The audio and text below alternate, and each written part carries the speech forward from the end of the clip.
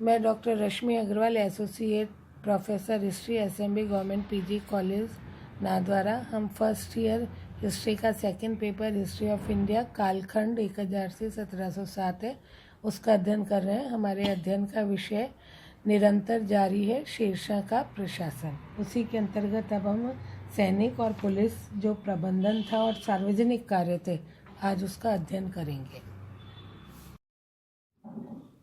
शेरशाह का सैनिक प्रबंध। शेरशाह एक बुद्धिमान शासक था। वह सैन्य संगठन के महत्व को अच्छी तरह से समझता था, अतः उसने सैन्य संगठन में विभिन्न सुधार किए और इसे बड़ा कुशल बना दिया था। डॉक्टर कानूनगो का मत है कि शेरशाह ने अलाउद्दीन की सैनिक प्रणाली को पुनर्जीवित करके वास्तविक रूप में सेना को शाही संस्था बना दिया था। शेरशाह ने अपनी सेना में कुछ ऐसे सुधार किए जिन्हें अलाउद्दीन भी शायद नहीं कर पाया था। वो मैं बता रही हूँ, थोड़ा थोड़ा करके उसको ध्यान से सुनना। शेरशाह के सैनिकों की संख्या कितनी थी, इस संबंध में निश्चित रूप से तो नहीं कह सकते। समकालीन जो लेख हैं उनसे हमको पता चलता है कि शेरशाह के अधीन राजधानी में लगभग 1.5 लाख घुड़सवार सैनिक थे, 25,000 प्यादे यानी कि पैदल सैनिक थे और लगभग 500 हाथी थे। इसके अतिरिक्त प्रांतीय सूबेदारों और स्थानीय अधिकारियों के अधीन भी लगभग 1 लाख घुड़सवार और 5,000 प्यादे यानी कि पैदल सैनिक रहे थे। शेरशाह ने अपनी सेना को कई भागों में विभक्त कर रखा था। प्रत्येक भाग का एक सेनापति बना रखा था, यानी कि प्रत्येक भाग को एक सेनापति के अधीन कर रखा था। शेरशाह के पास एक बहुत बड़ा तोपखाना था। सैनिकों के पास लड़ने के लिए धनुष तोड़ेदार बंदूकें हुआ करती थी उस समय। शेरशाह राजधानी में अपने सैनिकों की भर्ती स्वयं करता था और उनका वेतन उनकी योग्यता के अनुसार वह स्वयं निश्चित करता था। सैन्य प्रबंध की कुशलता के लिए शेरशाह ने अलाउद्दीन खिलजी की दाग और चेहरा प्रणाली को पुनः प्रचलित किया था अपने शासनकाल में। इस प्रणाली के अनुसार सेना के प्रत्येक घोड़े को दागा जाता था और प्रत्येक सैनिक के हुलिये का सरकारी रिकॉर्ड रखा जाता था। शेरशाह को सैनिक अनुशासन सैनिकों को चौकस और चुस्त बनाए रखता था। डॉक्टर कानूनगो का मत है वापस से, शेरशाह के शिविर का अनुशासन इतना कड़ा था कि केवल एक ही अभियान में भाग लेने वाला एक अनाड़ी सैनिक कुशल योद्धा बन जाता था। उसकी जो प्रशिक्षण था इतनी कड़ाई से किया जाता था कि एक अनाड़ी सैनिक भी कुशल योद्धा में परिवर्तित हो जाता था। शेरशाह के सैनिक ने बड़े कठोर थे। कोई सैनिक फसल को नुकसान नहीं पहुंचा सकता था। इस आदेश का उल्लंघन करने वाले को कठोर दंड दिया जाता था, यानी कि सेनाएं युद्ध के समय आते जाते समय किसानों की जो खड़ी फसलें थी उन्हें नुकसान नहीं पहुंचा सकती थी। सैनिकों को वेतन नकद दिया जाता था, प्राय नकद देने की व्यवस्था कर दी गई थी। सरदारों और अफसरों को वेतन के स्थान पर जागीरें दी जाती थी।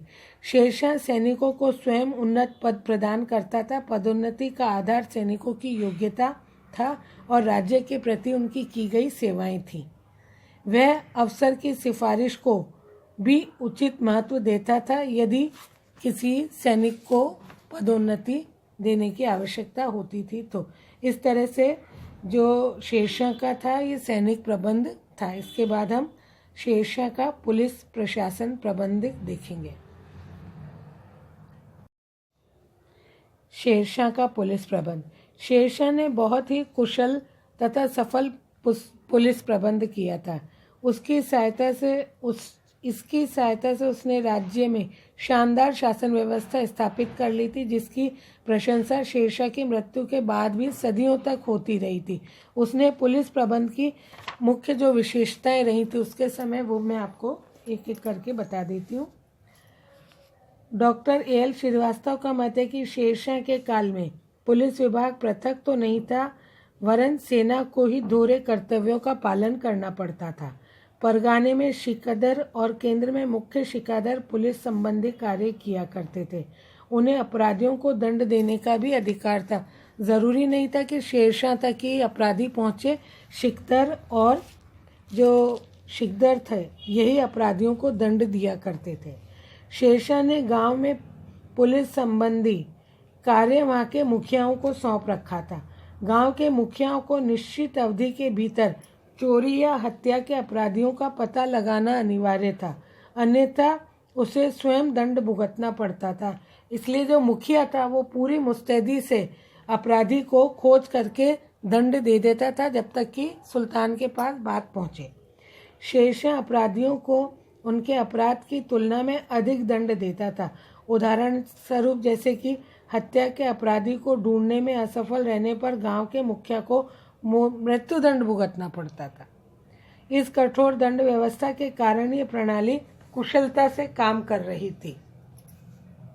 शेरशाह के पुलिस प्रबंध की प्रशंसा करते हुए अब्बास खां सारवानी ने लिखा है कि शेरशाह के शासनकाल में एक बुढ़िया अपने सर पर आभूषणों की गठरी रखकर बिना किसी प्रकार के भय के सफ़र कर सकती थी, क्योंकि शेरशाह की ओर से दिए जाने वाले दंड का इतना ज़्यादा भय था कि कोई चोर अथवा डाकू उसके समीप आने का भी साहस नहीं कर सकता था।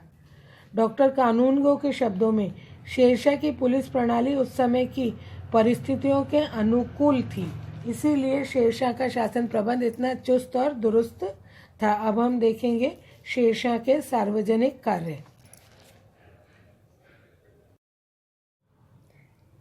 शेरशाह को अपने शासनकाल में किए गए सार्वजनिक कार्यों के लिए आज भी याद किया जाता है। उसके द्वारा बनाई गई सड़कें, सराहें आज भी उसकी कीर्ति और महानता के स्मारक हैं, जिसके द्वारा उसको याद किया जाता है।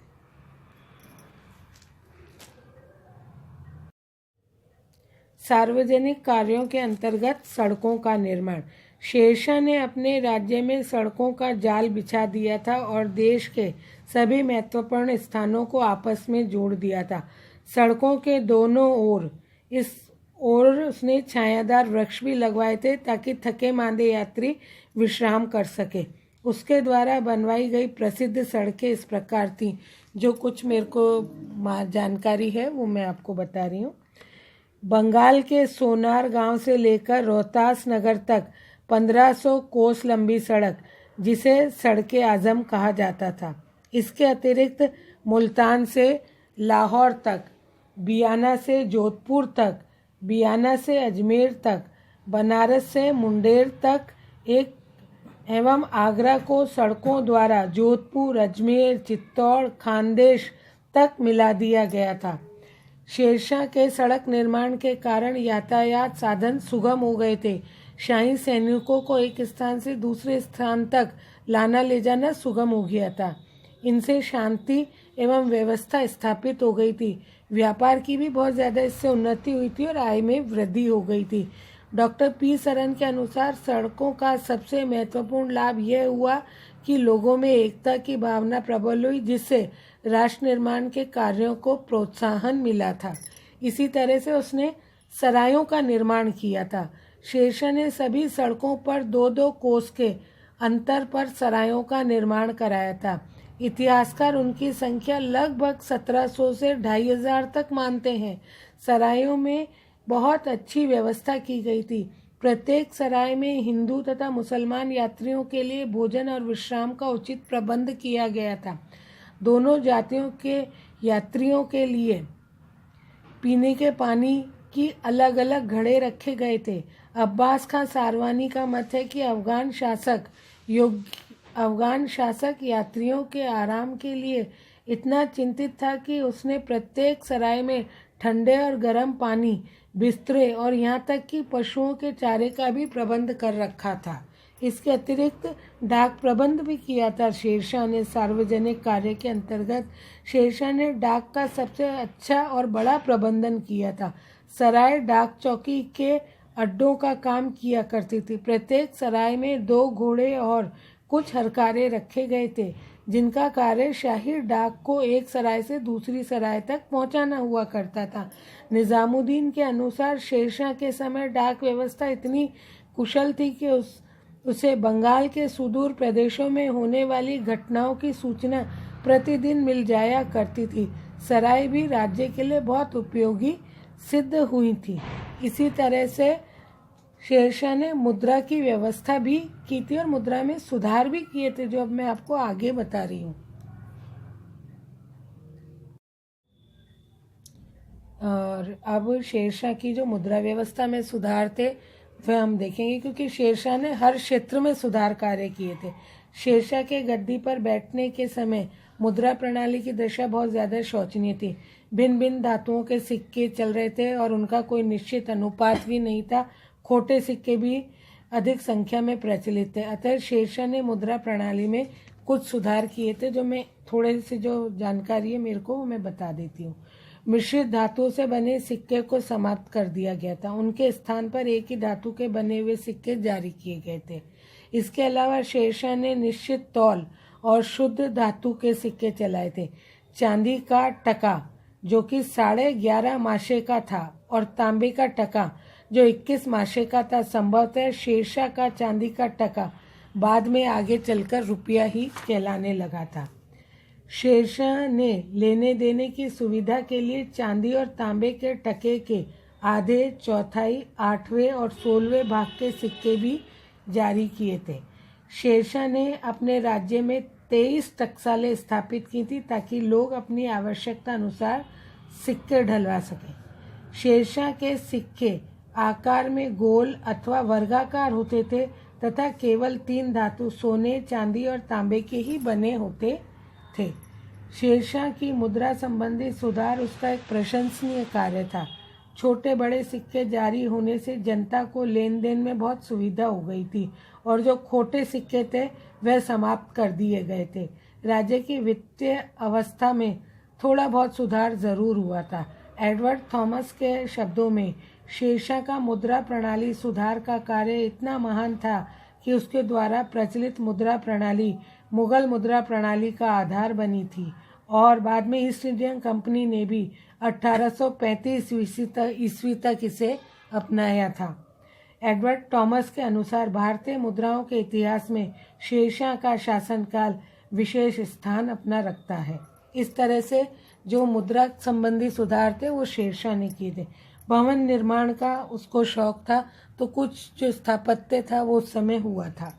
शेरशाह को इमारतें बनाने का बड़ा शौक था। उसने झेलम नदी पर रोहतासगढ़ नामक नगर बसाया था। कहा जाता है कि दिल्ली के पुराने किले का निर्माण भी उसी ने करवाया था। फर्ग्यूसन का मानना है कि फर्ग्यूसन इतिहासकार हैं यह पुराना किला शेरशाह द्वारा बनवाई इमारतों में सबसे अधिक अच्छा और पूर्ण था। शेरशाह के समय का सबसे प्रसिद्ध भवन सहसराम में उसका अपना स्वयं का मकबरा है, जिसका निर्माता पंजाबी शिल्पकार अलीवाल खां था। यह मकबरा हिंदू मुस्लिम शिल्पकला का एक सुंदर नमूना है। पर्सी ब्राउन के शब्दों में, पर्सी ब्राउन ये इतिहासकार है, पश्चिमी इतिहासकार। पर्सी ब्राउन के शब्दों में शेरशाह का मकबरा भारतीय स्मारकों में सबसे प्रसिद्ध है। हेवेल और कर्निंघम जैसे इतिहासकारों ने भी इस भवन की बहुत बुरी बुरी प्रशंसा की है। डॉक्टर कानूनगो के शब्दों में इस भवन का भारी खुरदरापन शेरशाह के चरित्र की भारी कठोरता के अनुरूप है, जबकि उसके भीतरी सुंदर भाग उसकी दयालुता हृदय का परिचायक प्रतीत होता है। इसी के साथ हम जो अंत में शेरशाह की न्याय व्यवस्था भी देख लेते हैं। शेरशाह बड़ा न्यायप्रिय शासक था। वह कहा करता था कि धार्मिक कृत्य में न्याय सर्वश्रेष्ठ है। उसकी धारणा थी कि बिना दंड के न्याय नहीं हो सकता। उसके राज्य में सभी लोग कानून के समक्ष समान थे। Doctor SR. शर्मा के अनुसार उसने अत्याचारी का पक्ष कभी नहीं लिया, चाहे वह रिश्तेदार हो, प्रिय पुत्र हो, उसका प्रसिद्ध सरदार हो या उसकी जाति का कोई भी व्यक्ति हो। किसानों पर अत्याचार करने वालों के प्रति शेरशाह हमेशा से बहुत कठोर रहा था। शेरशाह राज्य का सबसे बड़ा न्यायाधीश स्वयं ही था।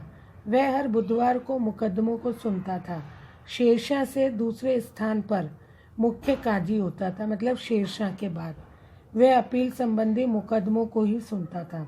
मुख्य शिकदर फौजदारी मुकदमों और मुख्य मुंसिफ दीवानी मुकदमों का फैसला किया करते थे। परगानों में मुंसिफ दीवानी तथा शिकदर फौजदारी मुकदमों का फैसला कर लेते थे। शेरशाह का न्याय प्रबंध बहुत कुशल था। निज़ामुद्दीन ने उसकी न्याय व्यवस्था की प्रशंसा करते हुए लिखा था, शेरशाह का भय और उसकी न्यायप्रियता इतनी अधिक थी कि उसके शासनकाल में डाकू और चोर ही व्यापारियों के वस्तुओं पर निगरानी रखा करते थे। ये अपने आप में एक गज़ब की बात थी। इसी के साथ हमारा जो ये शेरशाह का सारा प्रशासन था, संपूर्ण प्रशासन था, उसका अध्ययन हमारा यहाँ समाप्त होता है।